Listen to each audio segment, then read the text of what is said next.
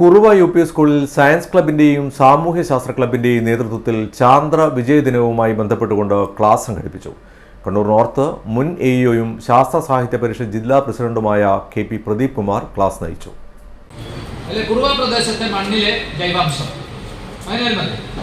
അപ്പോൾ ഇത്തരത്തിൽ പ്രോജക്റ്റിന് പേര് കൊടുക്കുമ്പോൾ എന്താണ് നിങ്ങൾ ചെയ്തതെന്ന് ഒരാൾ പേര് കേട്ടാൽ തന്നെ എന്താണ് നിങ്ങൾ പഠിച്ചതെന്ന് മനസ്സിലാക്കണം കേട്ടോ.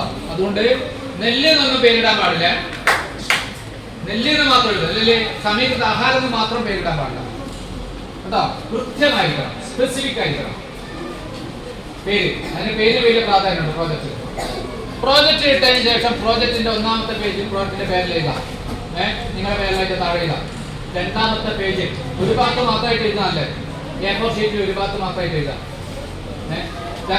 രണ്ടാമത്തെ പേജിൽ വേണമെങ്കിൽ ഇതേപോലെ SRG കൺവീനർ CC സവിത, സാമൂഹ്യശാസ്ത്ര ക്ലബ്ബ് കൺവീനർ M ഷബൂന എന്നിവർ സംസാരിച്ചു. Science club convener Athmaharsha, staff secretary K Mukesh തുടങ്ങിയവർ പങ്കെടുത്തു. ചാന്ദ്ര വിജയ ദിനവുമായി ബന്ധപ്പെട്ട് വിവിധങ്ങളായ നിരവധി പരിപാടികളാണ് സ്കൂളിൽ സയൻസ് ക്ലബിന്റെയും സാമൂഹ്യശാസ്ത്ര ക്ലബിന്റെയും നേതൃത്വത്തിൽ നടന്നത്. ചാന്ദ്രദിന ക്വിസ് മത്സരം, പോസ്റ്റർ രചനാ മത്സരം എന്നിവ സയൻസ് ക്ലബിന്റെ നേതൃത്വത്തിൽ നടത്തി.